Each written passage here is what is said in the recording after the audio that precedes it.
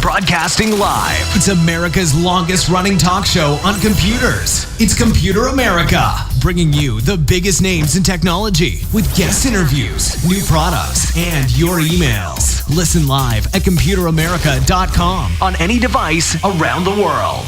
Email the show at live@computeramerica.com or find us on social media. Be sure to check out our website for contests, giveaways, show notes, live video stream, podcasts, and more. You're listening to Computer America.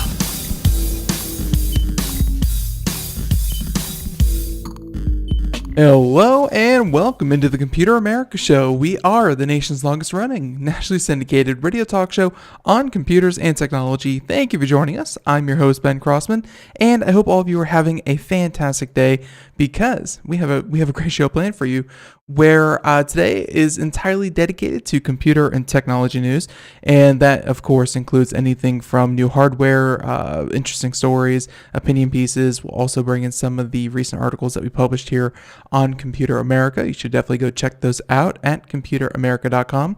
And hey, that's a pretty good tie-in to our first thing we should mention, which is our website, computeramerica.com. That will have everything from the show notes, any articles, any videos, any products, anything that we talk about here today on the program can be found right there, as well as any of our own videos that we post. You can find the live video feed. You can find just about anything that we do here on the program in one place.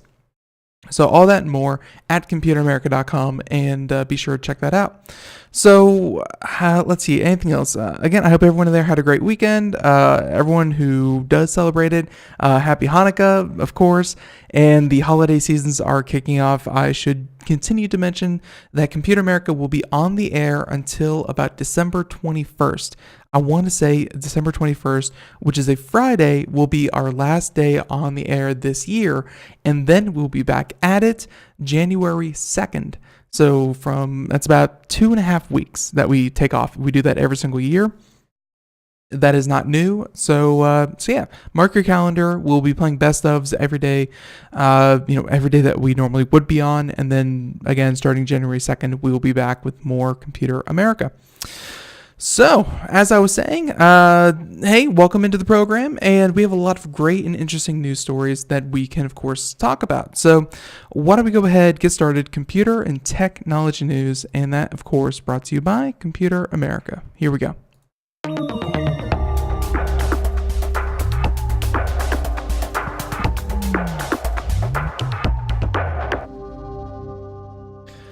All right, so I think our first story that we're going to do today will actually be some of our own. So let's head on over to Computer America, and we posted 2 articles. Just want to bring them to your attention. If either one of these were to kind of pique your interest, then hey, you can definitely go check them out. So the first one, Computer America did receive a product for review. Just a quick something that we really enjoyed it, and it was definitely a lot of fun to kind of do that. So the first one, of course, is a Short Solo New York. You may have heard of them. They make bags, cases, things for travelers, and and the whatnot. So the first one is a Solo New York, very very cool backpack. We were testing it out. And yeah, so yeah, we were testing it out. You could definitely go check it out. We don't, no affiliate link or anything like that.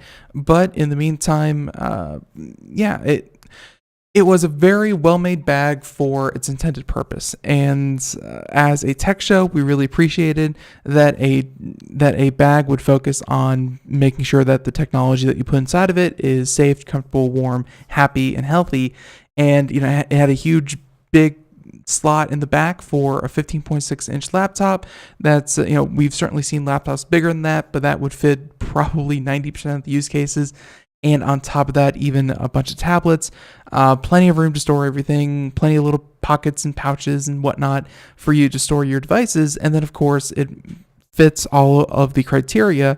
This was one of their, one of the big flashing signs was that it fits all of the TSA traveling requirements for a carry-on bag and a backpack. So super easy to use. And if you travel a lot, if you fly a lot, then something like this, super, super helpful. And yeah, again, we just really enjoyed checking out that product. So that was one, just a quick review. You can check that out. And then the other one would be this one right here. So this is an article that we did about Bitcoin.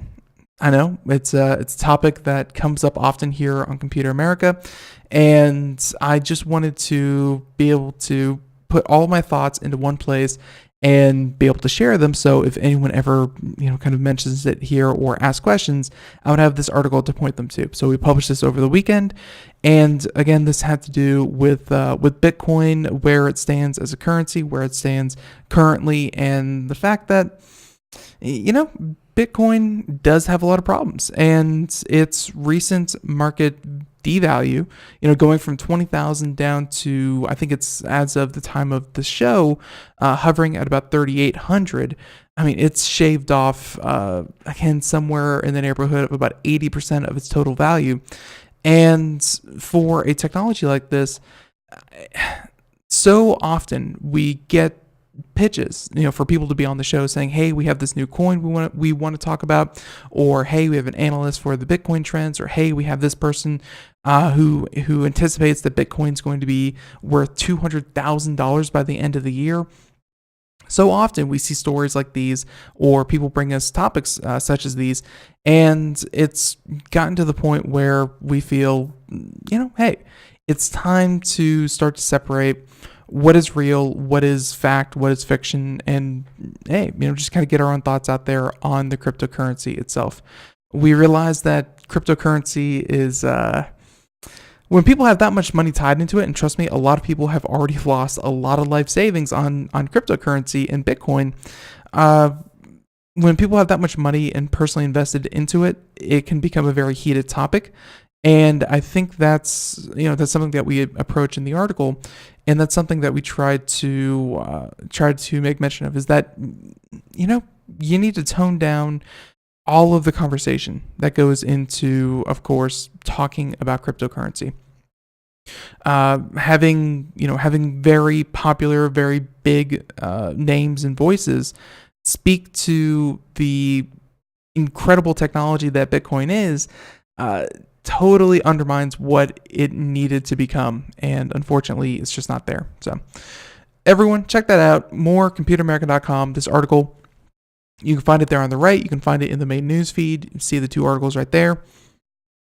But in the meantime, I think we're going to go ahead and move on with some of the other articles. Just wanted to bring those to your attention. So, as I said, let's see. So, why don't we go ahead and start with our first article that is not our own? And how about some good news? Some cool news, then some good news, then some bad news. Why not? That seems like the way that we're going to do this. So, let's see. I had the article here, and then it sent me to another one. So here we go. Engadget, this article from Engadget, but Nvidia has officially unveiled their RTX. So this is the next generation. Obviously, it was GTX for a long time, and then they came out with the RTX. 2080 GPU, 2080, 2070, whatever, it's going to be a whole new generation. But now RTX real-time ray tracing is the kind of the big namesake here. And, hearing of the RTX 2080 and 2080 Ti was super cool. But the 80s are not the 80s and the 80 Ti's, as far as the classic naming scheme goes for Nvidia. Those aren't the tippy top. Those aren't the best of the best. They're good, and they're probably one of the most popular consumer choices. But there's one even further for, let's say, individuals where money is no matter or time is money, and you really need something to pack an oomph. The Titan line of graphics cards were originally designed to be for supercomputers. So these were the cards that Nvidia was going to point people to if they wanted to make the best supercomputer they could. Instead of going with a bunch of consumer level, they'd have something a little bit higher than consumer, a little bit lower than kind of corporate or really, really expensive kinds of models. So anyways, Titan, it's cool, but they have finally announced their Titan RTX GPU. And these are always exciting to me because Titan, it was actually the last graphics card that I had to buy. And this was an Nvidia Titan X, I believe was the card that I'm currently using. And trust me, this thing has lasted me so. This thing has outlasted any other graphics card I can safely say that I've ever had.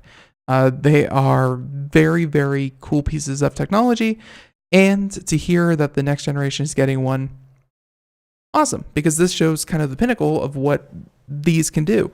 Obviously, they're more expensive, doesn't mean that they're more powerful, simply that they are more redundant, more secure, and if you're going to be doing any kind of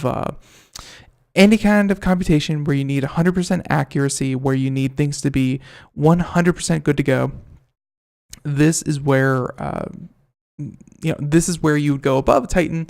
But like I said, for anyone, I think a Titan would be just about as far up the chain as you should go as a consumer. Now, shortly after teasing it, Nvidia has officially unveiled its top-end GPU, the Titan RTX, and I'm sure there will be a Titan X RTX eventually, but you could definitely check it out there. So, yeah, going back to this article from Engadget, they said that, as expected, it has 72 Turing RT and 5608 CUDA cores. So 5608, that would, and they even give some of the improvements here, going from 68 to, so 72 4608 from 68 4352. Compare those two numbers. These latter sets are the numbers for the RTX 2080 Ti. If I'm not mistaken, the 2080 Ti itself, because a lot of this, like anything about graphics cards, they are all about price to performance. That is the big thing. And I'm looking here, and I think the RTX 2080 Ti looks to be about $1,300, $1,350. So keep that in mind. This thing is more expensive than what Titans used to be. However, this isn't much of a consumer card, unlike last year's Titan XP, but more in the family of the Titan V compute GPUs. And as such, it comes with a whopping 24 gigabytes of GDDR6 VRAM and packs a $2,500 price tag. You got that right. So obviously, this thing is almost twice as much as the card that it is now trumping, but it's probably not twice as powerful, if that makes sense. So this is going to be for people who, they want a dedicated card or a few dedicated cards instead of doubling or tripling the cards for the same amount of money, and they're saving a little bit on, obviously, or at least they're spending a little bit more than they would if they had just purchased two of the lower card, or saving just a little bit. But I digress. The Titan RTX is aimed at AI researchers, workstation users, and gamers with deep pockets. However, it strongly resembles the RTX 2080 Ti, albeit with a lot more memory, saying that it's going full fat TU 102 GPU, much like Nvidia's $6,300 workstation-oriented Quadro RTX 6000. And this is something where later in the week we should be having Darius Derekshani on. He has tested these kinds of cards before, and he'll really lay out why that kind of thing is important. They said that should that not do the job, you can get the $80 Titan RTX NVLink bridge, letting you join two RTX cards together with double the VRAM and 100 gigabytes per second of total bandwidth between the two. Obviously, spending $5,000 on graphics cards, that isn't much of an investment that I would bet many are going to really utilize. Like, really, this is going to be for workstation. This is going to have to justify itself.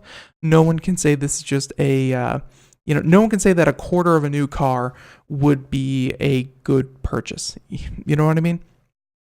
Just for hobbyists or enthusiasts. So they said that considering that it matches the specs of the Quadro RTX 6000 card almost to a T, it might also be an interesting card for 3D animation, motion graphics, and video editing sets. Saying that it costs less than half the price, and apart from the drivers, saying that it should offer similar performance. That's right. So all that said, raw gaming speed should be 10 to 20% better than the RTX 2080 Ti, and unlike the $3,000 Titan V, which used pricey HBM2 memory and had an awkward relationship with other GeForce cards, the Titan RTX closely resembles its gaming-oriented RTX siblings. So that means that expect this card to be purchased by certain types of gamers for whom the $1,200 RTX 2080 Ti just won't do. It's a beast of a card, but like we've said before, if you're looking for not just performance, because honestly, if you're looking for just performance, you could, of course, purchase two 2080 Ti's, get an Nvidia Bridge link or whatever the heck they're calling it now. Get one of these doodads to have them communicate with one another, and you could probably get much better performance for two. But hey, if you are looking for a single card, or if you are looking to maybe get two cards, because most cases have room for two cards, and you want two of these, if it's not about the money, this is the best place to go. This is where it's at as far as technology is looking. So there you have it. Fits a very dry spot. Again, I don't see a lot of traffic going there, but it fits a spot nonetheless. And very, very cool to see the Titan RTX. Way to go, Nvidia. And actually, keeping on with Nvidia, they also announced this alongside of it. And this had to do with, it was kind of a showcase, obviously, for what Nvidia could do with these cards. And we're going to show a video here. If you're just watching, then, have to go check out the video later in the show notes. But this is Nvidia actually recreating a city from photos in real time. And this is super impressive. So obviously you're going to know it's not the real world. It's kind of glitchy. You can see where it's a little bit laggy, but it's very interesting when you find out exactly what is happening within the video. It looks like if someone were to attach a series of really outdated cameras onto a car, and you were essentially driving by looking through those cameras, that's what this engine is able to do. But what that means is that it's able to recreate images within a city in real time. So imagine if you're in GTA or one of these other games and you are driving around in a car, and instead of you having everything kind of pre-rendered at the beginning with loading screens and whatnot, imagine if the city that you are driving through is rendered as you drive through it. Like, everything is procedurally generated and everything is created on the spot for you right there. It's an ever-changing city. It's a city that goes on forever, and it looks like it was made in a lab somewhere. So They said that PC gaming hardware has always been a priority for Nvidia, but the company has begun to dedicate more and more of its resources towards the artificial intelligence industry over the past couple of years, saying that whether the company is developing and selling GPUs intended for machine learning tasks, saying it's clear that Nvidia is taking a serious interest in the future of AI. Obviously, because their cards, such as the Titan V, are very well suited for, or at least well designed for, for those kinds of things. Now, however, as separate as Nvidia's two focuses seem at first, the company has set out to prove that the two can intersect in new ways, where the company today published a video, which we just saw, showcasing a completely AI-rendered interactive virtual world where, in short, they developed an AI-powered game demo. And using real-world footage, that's the key part, Nvidia managed to train an AI model to create what appears to be a living, breathing city, or at least, of course, wherever a car, would go on a road, and you see pedestrians and other cars and things like that. But they said, and it had remarkably realistic graphics, where it would essentially take parts of the video from the real world and reskin them over instantly generated skeletons that it would put within the game. Now, as you can imagine, if this technology were brought to a game industry, the results could be revolutionary. Not only could it significantly cut costs of development studios due to automation, but it could also speed up game development process as a whole. And they even have a screenshot here of an actual video versus the AI rendering. Obviously, AI rendering looks a little bit fuzzier compared to the real world video, but at the same time, it's passable. It's certainly something that's maybe just a few years behind what's made in a dedicated staff. I'm sorry, with a dedicated staff. The trouble is that the demo's performance is far from ideal. It runs at about 25 frames per second and could be decades before the tech can reach consumer-grade performance levels. Also kind of like to hear that. That means that consumer grade is, just getting better all around. So that's good to hear. Regardless of how far off it is, though, it's clear that AI-generated graphics have potential. With a little luck, we may even see examples of that from Nvidia in the future. And obviously, if this has as much promise as Nvidia is hoping it does, more research goes into this, more people get very interested in this kind of technology. And hey, next thing you know, they are, next thing you know, they are bringing this to market sooner than just a couple of quote-unquote decades. There you have it. So Nvidia, again, just showing off that they're coming out with hardware that maybe a lot of people are looking at going, who would ever need something as powerful as $5,000 worth of graphics cards? But at the same time, they're also working on the other end saying, look at all the cool things we could do if only AI and if only graphics cards were better at it. So there you have it. Okay, so there's those stories. There's Nvidia. Those were cool, hardware, techie. We like those. How about we talk about, let's see, we have a couple here. Let's discuss this. All right, so this one is uplifting. I like that. I like good, feel-good stories. And this has to do with, at least this article is from Forbes, and it's about the oceans. Although, actually, I take that back. I just checked out the date. A little outdated. I'm not going to actually do that. Wow, I should really focus on that. Instead, we're going to talk about Tumblr. Tumblr. I'm not saying, and I guess I should preface this by saying that I'm not for or against this. This is just a policy move by a company that I feel I should report. That's all there is to it. I'm not saying this is good or bad.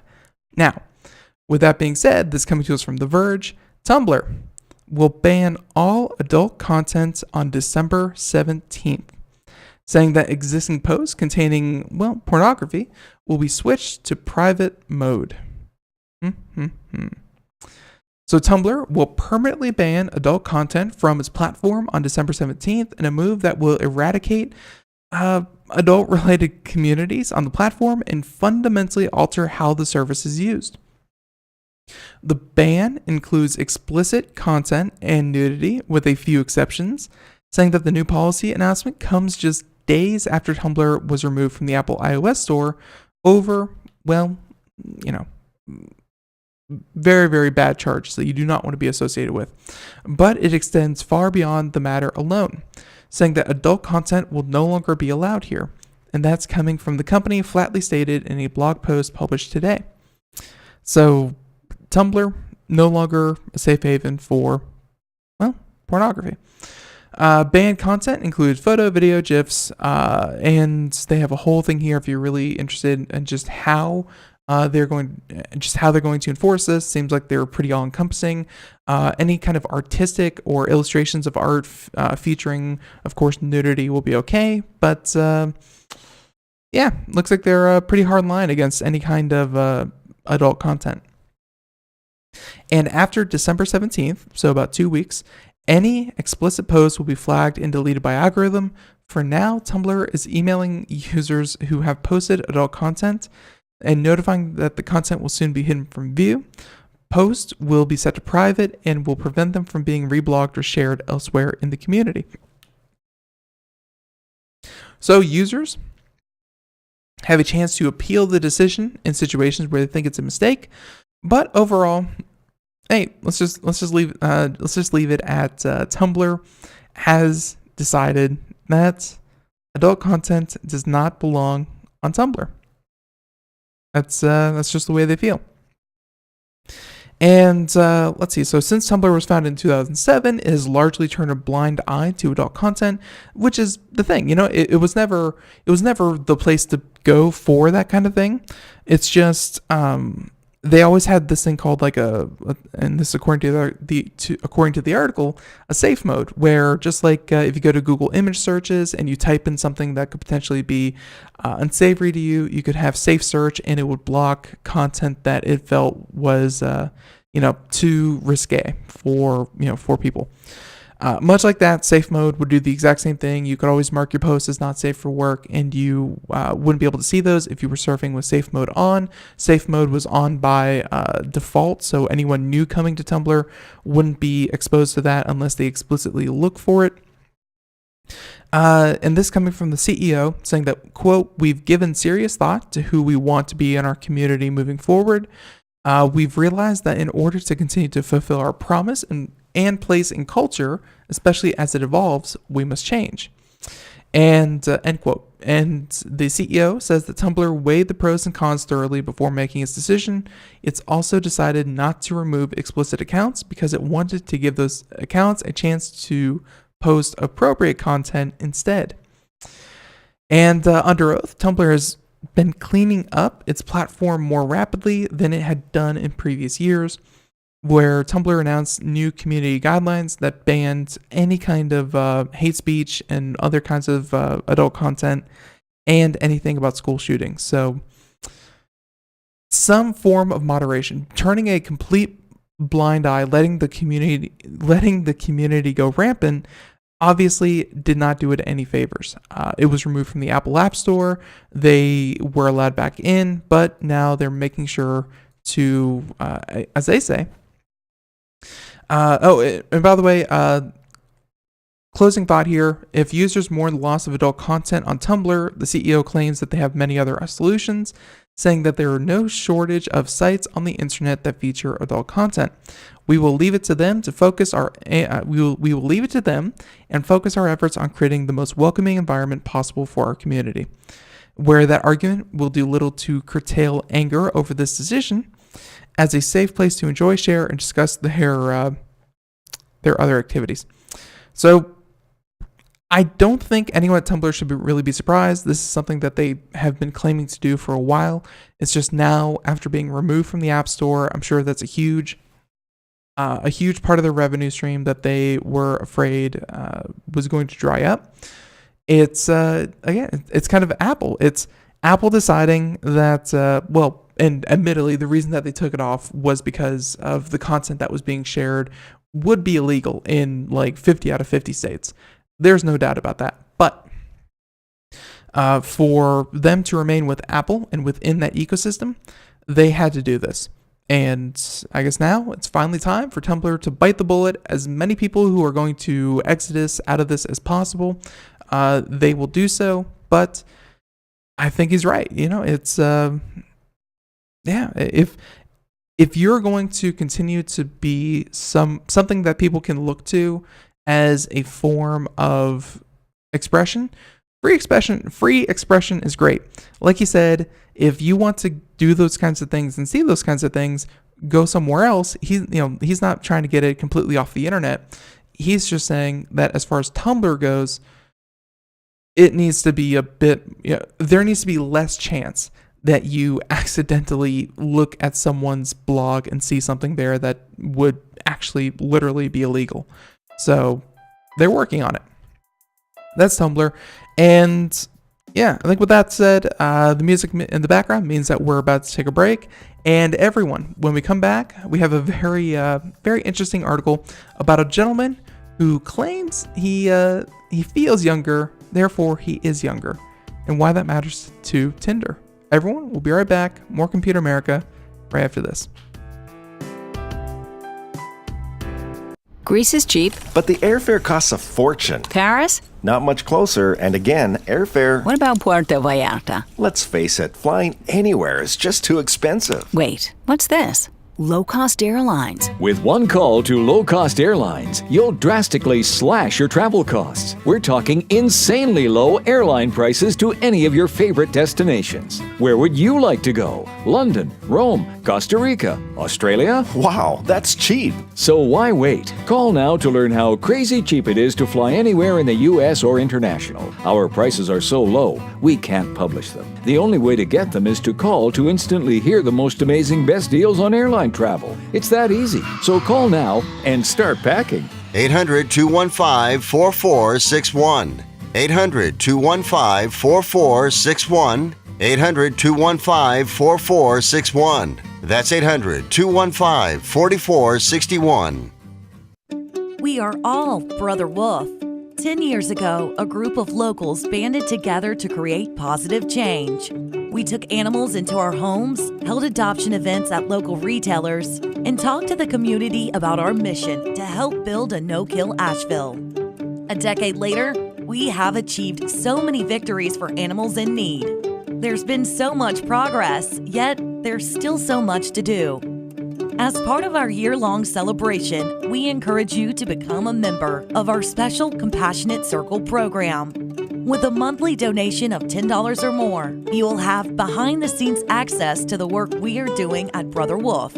Our goal is to reach 1,000 members because we receive no government funding. Working together, we can help build and sustain no-kill communities. Learn more at compassionatecircle.bwar.org. We are a 501c3 tax-deductible organization.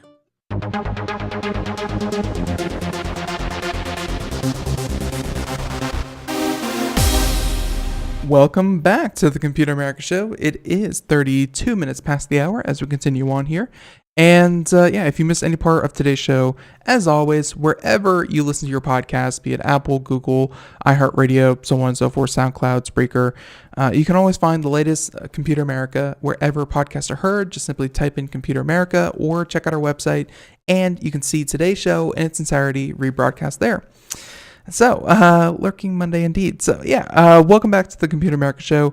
Like I said, this next story, I found it very interesting because completely upfront, dating sites. I've tried them. I'm youngish, and I live in the digital age. It's a thing that happens. Well, another thing that happens, I've never had to do it. I will tell anyone up front. I am, of course, 27 years old. And let me see if I can find the exact story that I'm looking for here. But 27 years old, I don't have to lie about my age. I'm surprised that anyone does, because lying about your age will, of course, yield you some, it's just an awkward conversation to have, that you go, you meet someone, you have a good time, and then somewhere down the road, after you're supposed to be building a relationship on trust, you have to discuss with them that, of course, hey, I'm not actually 27, I'm actually 37. And then that's a whole weird implication, like, why would you lie in the first place? I don't like that you lied, blah, blah, blah. So my point is that there's this article here, this one from Engadget, saying that a Dutch court rejects a man's attempt to change his legal age for Tinder. So for Tinder, you have to put in your legal age. It's something that they encourage. Honestly, if you made a completely new account and you said that you were 20 years younger, no one would be the wiser. Maybe if you went on a couple dates and you severely lied about your age and and then you were reported, maybe they would make you change or delete your account or change your age or something like that. But this leads to a very interesting idea. This gentleman, and you can see a picture of him here. I'm not going to pass judgment. He's a guy. So last month, Emil Ratelband, there you go, a motivational speaker from the Netherlands, asked a Dutch court for a legal age change. That's right. He asked the court system if he could have his age legally reduced. For a motivational speaker who should tell you that you should make you the best you that you could possibly be, and you should be happy with the you that you are, I would think that this motivational speaker would be, kind of say that, hey, I'm okay with being 69 years old. I am the best version of myself that I could be. I'm not telling him how to do his job, but looks like at least the court is telling him he can't do this. His argument, and it boils down to this, his argument was that while he was technically 69 years old, he felt 20 years younger, and that the age difference was hurting him both in his work life and on Tinder. And yeah, so he said that, but the court has now issued its ruling, and Ratelband will remain 69 years old in the eyes of the law. That's right. He wanted to legally reduce his age by 20 because he felt like it, and turns out the court said, nah, that's good.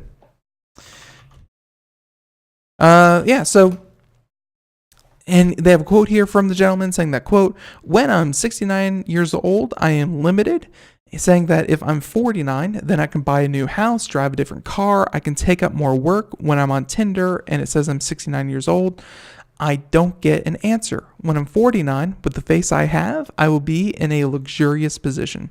As in, he will be swarming with women, I guess, if he's 49 instead of 69. So the court said that Ratelband was free to feel and act 20 years younger. That's right, the court actually said that.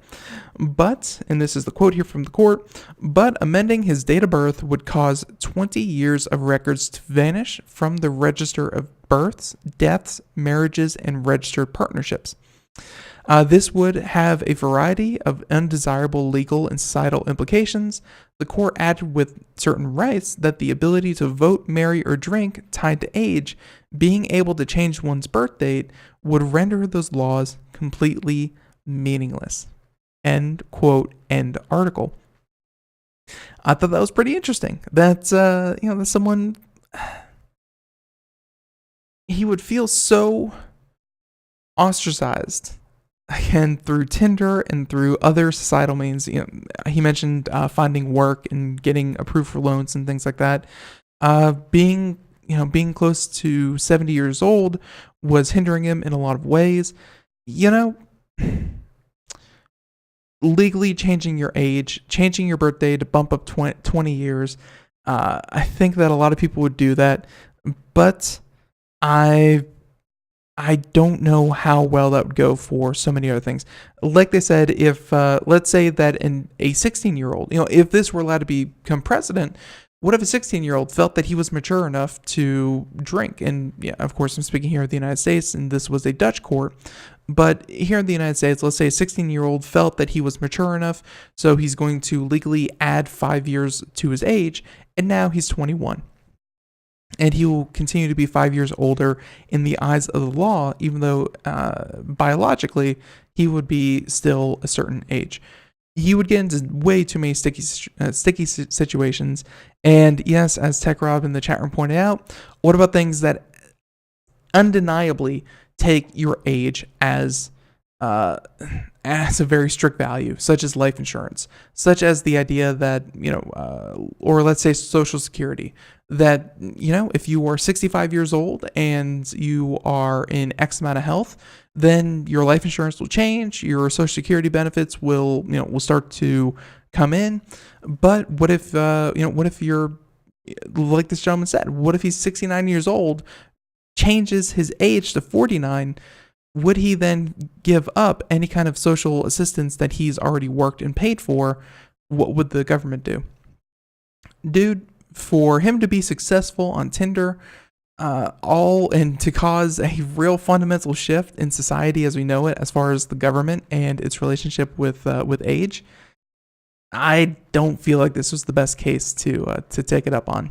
But the Dutch court ruleth, and the Dutch court taketh away the idea that he can change his age. There you go. Sorry, dude. Better luck next time. Good luck out there in the dating world. Now, with that being said, let's see. We have a couple of articles here. Some from some that are very scientific. I was about to say astrology, but no. Some astronomy. But let's do a couple more down to earth, and then we'll get high-minded to take us out for the afternoon. All right, how about this one? So often you hear from the people who are supposed to take you, from the people who are supposed to give you the idea that the internet is a finite resource, that's being able to provide you with a faster, more steady service. They say that, it's a technology hurdle, technology-wise, it's impossible, XYZ. Get this.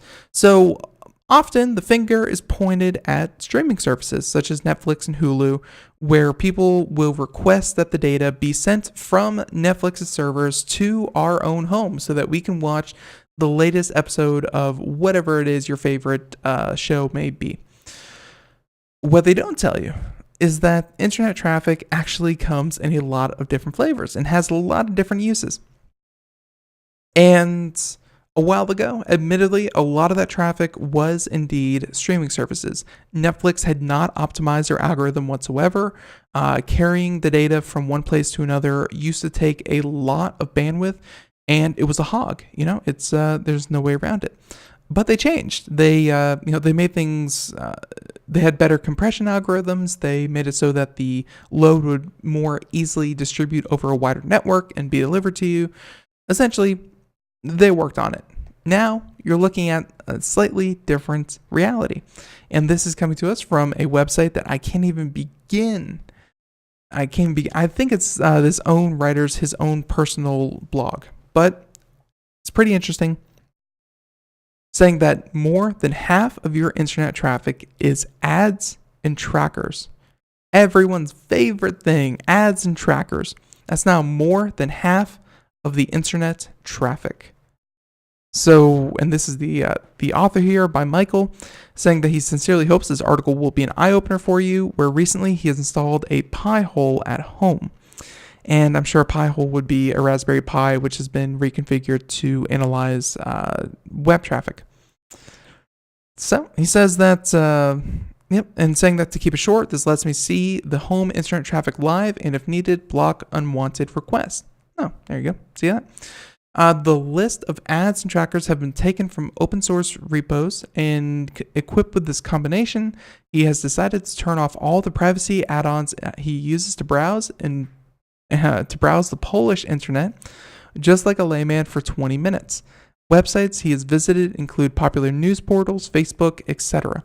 So this is someone who is obviously tech-minded enough, but he forewent all of his ad blockers, script blockers, anything like that, and just did an average Facebook news session to see what happened. Admittedly, the data here is already simply for him. He's Polish. He's he's a single individual. He's not a large group, and this is going to be something different. But it does start to show you that, hey, his internet traffic and what he would consider an average person who does not do any kind of anything special, any kind of ad blocker, script blocker, things like that. His internet traffic, half of it were trackers. So this article is very in depth, a lot of data, a lot of pictures, things like that. But let's go ahead and get on. So as it turns out, every time he entered a website, Microsoft Edge had multiple requests to different websites, such as one like Gemius.pl, which was a tracking company, Twitter.com, Google Analytics.com, Facebook.com, AdOcean. There we go. Yep, there we go. AdOcean.pl, Polish ad company, websites that he sometimes did not wish to inform that he was browsing a post or an article. And during 20 minutes of browsing, his browser had made 1,232 requests. This is one request per second. And as he said, he visited about 10, maybe 20 different portals. And out of those 1,200, 800 of the ads and trackers were blocked. That's 64%. He has blocked 64% of his internet traffic, and it was working without any problems. This is the reason why you are using more and more internet bandwidth. Obviously, to do this, let's say if you are on a fixed data cap, you would actually be paying every time one of those came through, one of those requests for data came through. Now, he said, let's dig a bit deeper, and he says that he has visualized the data in an Excel chart below. You can see it here if you're watching the video portion right here. Pretty cool. But the blue area represents ads and trackers. Orange were standard requests. And he said that, as you can see, the ratio of trackers is high throughout the experiment. It ranges from about 28% at the end to about 95% when using WP.pl. So I believe that would be a news site. And he even gives a list of the trackers here that are tracking him. Many of them are just for ads or to see metrics and see where he goes. Some of these naturally come from other services, but as you see, the GDPR pop-up changes nothing. Because again, all this was done after GDPR was actually put into place, which is supposed to protect you and to, at least let you know where your data is going whenever you surf a site. But he did not clearly understand why, when just browsing 10 to 20 sites, his information, his statistics would be requested about 1,300 times. Very interesting. I like the article. Link to it in the show notes. Check it out. Okay. There's that one. Let's see. So we're not going to do that one. Why don't we discuss... All right. This is pretty cool. So, we like Skype. We use Skype for the show here sometimes. It's a very good service. Getting better, apparently. Like to see that. Skype launches real-time captions and subtitles. Might actually come in handy on the show, if we ever decide to switch over full-time to it.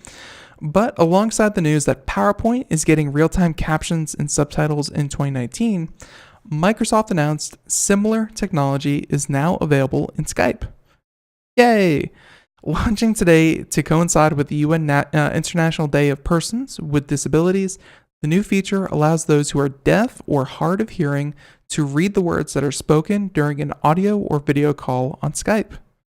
That's awesome. That's actually really cool. You have to hand it to Microsoft on this one. That's just a really cool feature. So the option is enabled in Skype settings by selecting the More button during the call and choosing Turn Subtitles On. It can also be set as the default under Settings, where the company says, and once turned on, live captions and subtitles will auto-scroll during the call. But Microsoft says that it's working to offer other viewing options in the future. Specifically, Skype will soon allow you to scroll through the captions in a side window. Essentially, there would be a text record of what was discussed with your voice. It's definitely very different. So the company claims that the new AI-powered live captions and subtitles have been optimized to be fast, continuous, and contextually update as people speak. Very hard to do, I'm sure. Real-time captions is only one way Skype has been working to make it easier to communicate. It also expanded the real-time translation capabilities a couple years ago, and today it says it's releasing translations and support more than 20 languages and dialects in the weeks ahead. When toggled on, Skype users will be able to read the subtitles in a language of their choosing during every call. That is crazy. So it's available for Android, iPhone, iPad, Linux, Mac, Windows, Skype, and of course Skype for Windows 10. However, it may not be immediately live for you, even if you're on the correct version, as it's being gradually rolled out in the weeks ahead. Check that out. Again, I that's something that is so futuristic, to be able to talk to someone in real time, who doesn't even speak your language or maybe can't even understand you or hear you. That is a very, very cool product, and you really have to applaud Microsoft for doing that. So take that for what you will. All right, so there's Skype. Glad to see that. All right, so we have time for maybe 2, maybe 3 more stories. Let's try to see if any of these other here I have to mention. No, not really. So so some of the headlines that we're not going to cover in detail, but you should probably know about. This one coming from TechRadar.pro, saying that Verizon and Samsung, of course, one carrier and one phone manufacturer, Verizon and Samsung, to launch a 5G smartphone in 2019. Now, of course, the big thing about that is that 2019, that is when a lot of 5G is expected to be rolled out. If you remember 4G and 4G LTE being rolled out, major cities first, and then suburbs, and then eventually further and further beyond. But if you live in a major metropolitan area, you might be in luck. You might just have 5G. Don't feel completely pressured to go out and upgrade to a new 5G phone, because odds are you won't be in an area to take advantage of it. Of course, you could buy it now and you could be future-proof later, but hey, no real rush. Just know that Verizon and Samsung will be probably the first combination to demand that you go out and pick that up. So there's that. Let's see, there's another really cool implantable device that actually goes near the heart, and it has the ability to actually increase blood flow within the heart. So think of it kind of like a pacemaker, but instead it actually goes into the heart, helps widen some of the ventricles, and stimulate the muscles that would cause the heart to pump. So yeah, and again, that was just an article I found really cool, and see medicine and technology mixing together like that. You could definitely check that out there. It's implantable device boosts blood pumping capacity of failing hearts, saying that the Optimizer Smart System could help millions of patients with congestive heart failure. Very cool. Won't be covering that one though. Doom and gloom. Let's talk about. All right. How about something that, odds are I probably won't understand, but I like to talk about it. This is from The Verge, and Mary Beth Griggs talking about ancient black hole collision is the most massive researchers have ever observed. That's right. So researchers just announced the discovery of the massive distant black hole collision ever observed.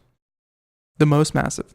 Excitingly, the huge cosmic crash wasn't alone. The discovery of 3 other black hole collisions were announced at the same time, bringing the total number of observed mergers of these incredible dense regions of space to 10. Hey, we're up to 10. I'm sure there are a lot more. The discoveries were announced on the weekend at a scientific meeting in Maryland, where researchers gathered to talk about the latest research into gravitational waves.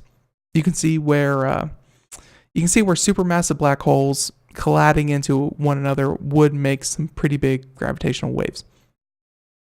They said that the strongest gravitational waves come from the collisions of black holes or very dense objects called neutron stars. The 4 latest additions to the small but mighty catalog of gravitational wave markers were all observed between July and August 2017. That's just so cool that, something that we had only theorized or thought about, now with this new gravitational wave field, we're actually finding them, relatively quickly. So the first one, which was spotted on July 29th, was the largest and most distant ever recorded. 5 billion light years away from Earth. That's a long, long way. But 5 billion light years away from Earth, 2 black holes smashed together, creating a black hole about 80 times as massive as our sun. So our sun is pretty big. We like our sun the size that it is. Now imagine one 80 times bigger. Hard to even imagine.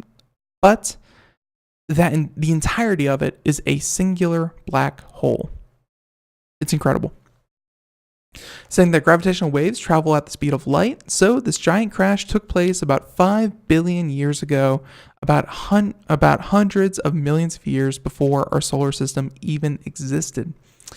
And the combination of the two was so powerful that the equivalent of the mass of 5 suns was turned into gravity waves, which just reached Earth on July 29th.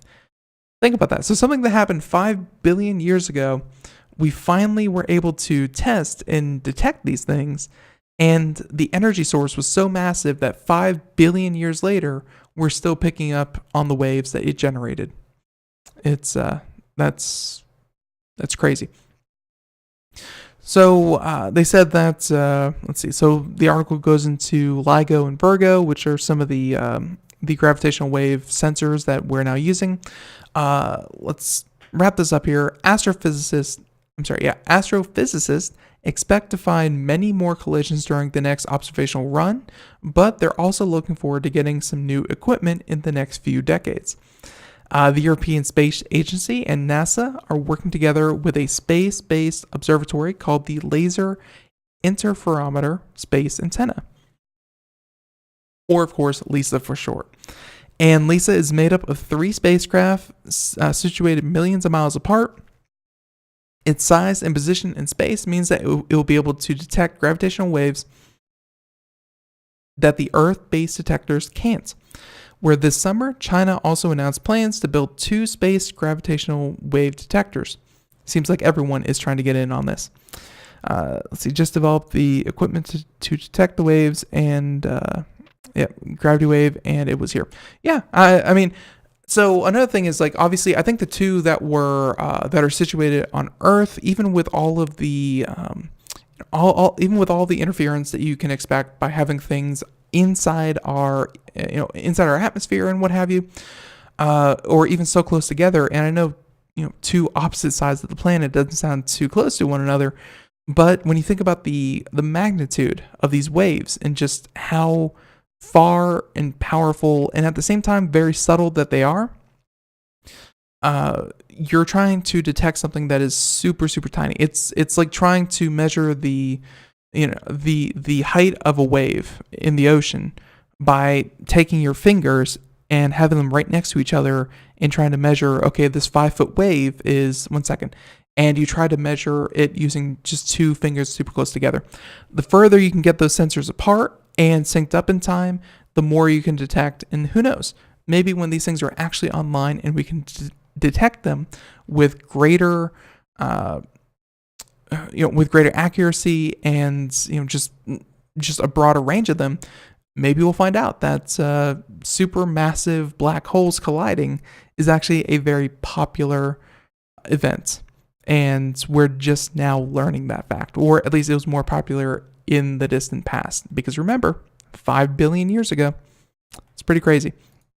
So that article and more at computeramerica.com. We are just flat out of time. I think the music should be starting here in about 7 seconds. The other article that we weren't going to be able to get to that is about astronomy is that scientists have more accurately gauged the brightness of the universe, and the consensus is in.